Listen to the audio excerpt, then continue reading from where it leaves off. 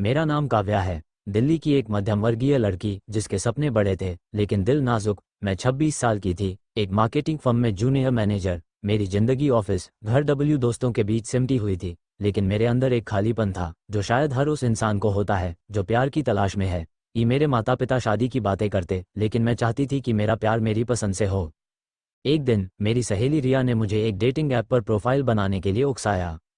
काव्या, तू इतनी खूबसूरत है, तुझे कोई मिल ही जाएगा। मैं हंसी, लेकिन रात को अकेले में मैंने एक ऐप डाउनलोड किया। वहां मैंने सिद्धांत से बात शुरू की। सिद्धांत 29 साल का, एक स्टार्टअप का फाउंडर, मुंबई में रहता था। उसकी प्रोफाइल में लिखा था स्वतंत्र, महत्वाकांक्षी और जिंदगी को जीने का शौकीन। उसकी तस्वीरों में एक चमक थी, हंसता हुआ चेहरा, कॉफी शॉप में किताब पढ़ते हुए और पहाड़ों पर ट्रैकिंग करते हुए। उसकी बातों में एक आत्मविश्वास था जो मुझे खींचता गया।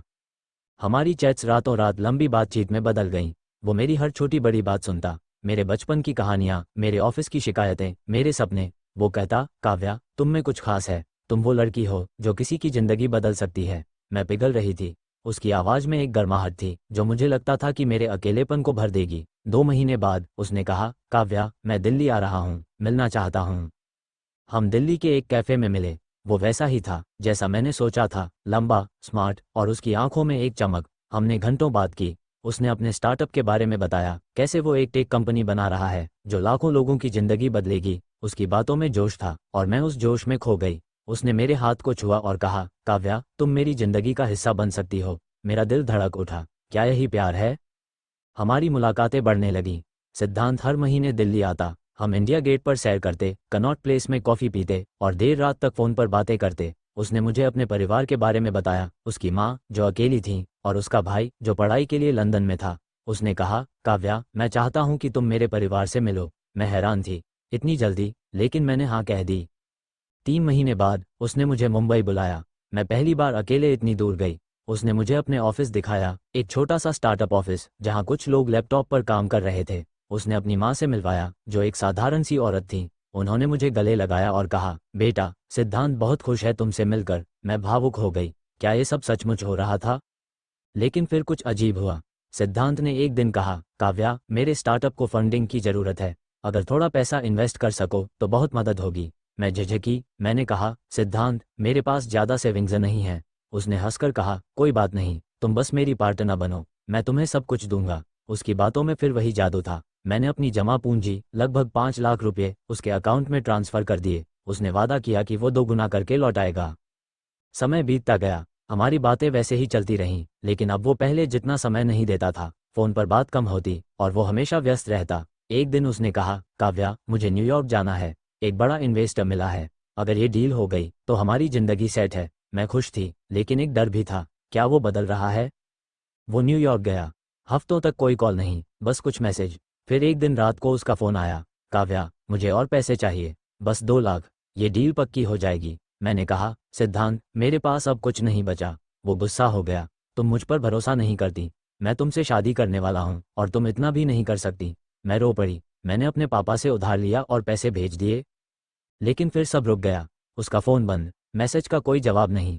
मैंने उसके ऑफिस का नंबर ढूंढा, लेकिन वो नंबर भी काम नहीं कर रहा था। मैंने रिया को बताया। उसने कहा, काव्या, कुछ गड़बड़ है, चल मुंबई चलते हैं। हम मुंबई गए। वहाँ उसके ऑफिस का पता ढूंढा, लेकिन वो जगह खाली थी। पड़ोसियों ने बताया कि वहाँ कोई स्टार्टअप कभी था ही नहीं। मैंने उसकी माँ को फ़ोन किया, लेकिन नंबर गलत था। मेरे पैरों तले ज़मीन खिसक गई। रिया ने एक प्राइवेट इन्वेस्टिगेटर हायर किया। 1 हफ्ते बाद सच्चाई सामने आई। सिद्धांत का असली नाम राहुल था। वो एक फ्रॉडस्टर था जो लड़कियों को प्यार के जाल में फंसाकर उनके पैसे लूटता था। उसकी माँ भी उसकी एक साथी थी। मेरे 7 लाख रुपये, मेरी भावनाएं, मेरा भरोसा, सब कुछ लूट लिया गया। मैं टूट गई। रात रात भर रोती। मैं इतनी बेवकूफ़ कैसे हो गई? ये सवाल मुझे खाए जा रहा था। रिया और मेरे परिवार ने मुझे संभाला।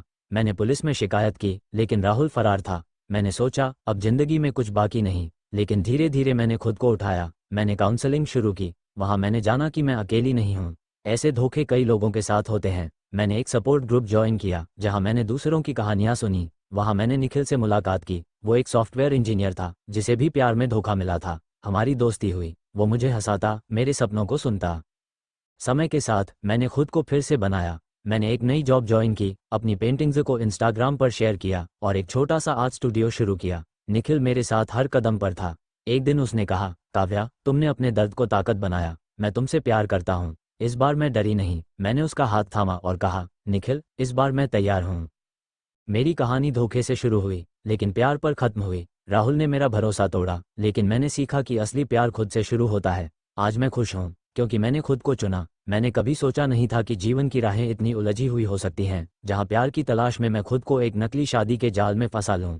मेरा नाम आरुषि है, और यह कहानी मेरी है। एक ऐसी कहानी जो दर्द, धोखे, उम्मीद और आखिरकार मुक्ति की है। सब कुछ इतना वास्तविक लगता था, लेकिन अंदर से सब खोखला था। मैं दिल्ली की एक व्यस्त कॉर्पोरेट जॉब में काम करती थी। सुबह से शाम तक कंप्यूटर स्क्रीन पर आंखें गड़ाए मीटिंग्स में बहस करती और रात को घर लौटकर अकेलेपन से जूझती। मेरी उम्र 28 की हो चुकी थी और घरवाले शादी के लिए दबाव डाल रहे थे। आरुषि, अब समय हो गया है। देख, तेरी सहेलियां सब सेटल हो गईं, माँ हर फोन पर कहती। लेकिन मैं तैयार नहीं थी। मेरे दिल में अभी भी वो पुराना प्यार था जो सालों पहले टूट चुका था। रोहन, मेरा कॉलेज का प्यार जो मुझे छोड़कर अमेरिका चला गया था। उसके बाद किसी पर भरोसा नहीं रहा। एक दिन ऑफिस में मेरी सहेली नेहा ने कहा, आरुषि, तू ऐसे ही जिएगी क्या? चल, एक डेटिंग ऐप ट्राई कर। मैं हंस पड़ी, लेकिन रात को अकेले में सोचकर मैंने एक ऐप डाउनलोड किया। वहां मैंने विक्रम से बात शुरू की। विक्रम, 30 साल का, मुंबई से, एक सॉफ्टवेयर इंजीनियर। उसकी प्रोफाइल में लिखा था, सरल, ईमानदार, परिवार को महत्व देने वाला। हमारी चैट्स शुरू हुई। पहले तो कैजुअल बातें, फिर घंटों की कॉल्स। वो मेरी हर बात सुनता, हंसाता और मुझे स्पेशल फील कराता। आरुषि, तुम्हारी मुस्कान की कल्पना करके ही मैं खुश हो जाता हूँ, वो कहता। धीरे धीरे मैं उसके जाल में फंसती गई।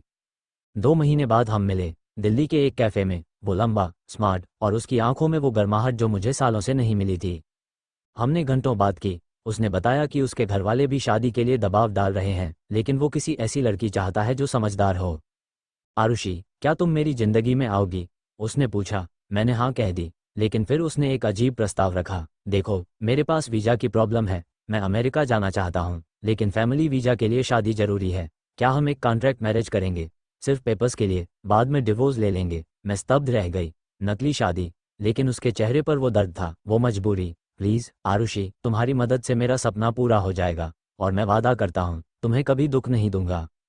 मैंने सोचा, मेरे लिए भी ये फायदेमंद था। घर वालों को शादी करके चुप करा दूंगी और बाद में फ्री हो जाऊंगी। ठीक है, मैंने कहा, लेकिन दिल में एक डर था। क्या ये सही है? हमने प्लान बनाया। अगले महीने कोर्ट मैरिज। घर वालों को बताया कि हम प्यार में हैं, जल्दी शादी कर रहे हैं। माँ पापा खुश हुए, लेकिन नेहा को शक हुआ। आरुषि, सब ठीक है ना? उसने पूछा। मैंने झूठ बोल दिया। शादी का दिन आया। कोर्ट में जज के सामने हमने हस्ताक्षर किए। विक्रम ने मुझे अंगूठी पहनाई, लेकिन उसका स्पर्श ठंडा था, कोई भावना नहीं। शाम को हम एक छोटे से होटल में गए, जहां हमने कॉन्ट्रैक्ट साइन किया। 1 साल तक साथ रहेंगे, वीजा मिलने तक। कोई फिजिकल रिलेशन नहीं, बाद में डिवोर्स लिखा था। मैंने साइन किया, लेकिन आंखों में आंसू थे। ये शादी नहीं, एक डील थी। हम दिल्ली में एक फ्लैट किराए पर लिया। विक्रम मुंबई से शिफ्ट हो गया। शुरुआत अच्छी थी। वो काम पर जाता, मैं अपने ऑफिस। शाम को साथ डिनर बनाते, टीवी देखते। धीरे धीरे मैंने महसूस किया कि वो कितना केयरिंग है। एक दिन मैं बीमार पड़ी, फीवर से तप रही थी। विक्रम ने पूरी रात मेरे सिर पर पट्टी रखी, दवा दी। आरुषि, तुम्हें कुछ नहीं होगा, वो कहता रहा। उसकी आंखों में चिंता थी। क्या ये नकली था? मेरा दिल धड़कने लगा। समय बीतता गया। हम साथ घूमने जाते, फिल्में देखते, विक्रम की कहानियां सुनती, उसके बचपन की, उसके सपनों की। वो बताता कि उसके पिता की मौत के बाद परिवार की जिम्मेदारी उस पर है। अमेरिका जाकर अच्छा कमाऊंगा, माँ को आराम दूंगा, वो कहता। मैं उसकी मजबूरी समझती, लेकिन मेरे अंदर प्यार पनप रहा था। एक शाम, बारिश में हम भीगते हुए घर लौटे। वो मुझे टॉवल से पोंछ रहा था, और अचानक हमारी नजरें मिली। विक्रम, क्या ये सब नकली है? मैंने पूछा। वो चुप रहा, फिर बोला, आरुषि, मैं नहीं जानता, लेकिन तुम्हारे बिना अब जीना मुश्किल लगता है। उस रात हमने पहली बार एक दूसरे को छुआ। वो स्पर्श असली था, भावनाओं से भरा। लेकिन सुबह वो फिर दूर हो गया। ये गलत है, कॉन्ट्रैक्ट है, वो बोला। मैं रो पड़ी। विक्रम, मैं तुमसे प्यार करने लगी हूँ। वो स्तब्ध था। आरुषि, मैं भी, लेकिन वीजा, परिवार। उसकी आंखें नम थीं। फिर सब बदल गया। वीजा की प्रक्रिया शुरू हुई। इंटरव्यू के लिए हमें असली कपल साबित करना था। हम फोटोज क्लिक करते, साथ रहने के सबूत जुटाते, लेकिन अंदर से मैं टूट रही थी। क्या वो सच में मुझसे प्यार करता है, या ये भी नाटक है? एक दिन उसका फोन आया। आरुषि, वीजा अप्रूव हो गया। वो खुश था, लेकिन मेरे लिए ये अंत की शुरुआत थी। अब डिवोर्स? मैंने पूछा। वो चुप रहा। अगले दिन वो पैकिंग कर रहा था। आरुषि, अमेरिका जाकर सेटल हो जाऊंगा, फिर तुम्हें बुला लूंगा। लेकिन मैं जानती थी, ये झूठ है। रात को मैं रोती रही। सुबह वो एयरपोर्ट जा रहा था। विक्रम, रुक जाओ, मैंने कहा। वो मुड़ा, मुझे गले लगाया। आई लव यू आरुषि, लेकिन मजबूरी है, और वो चला गया।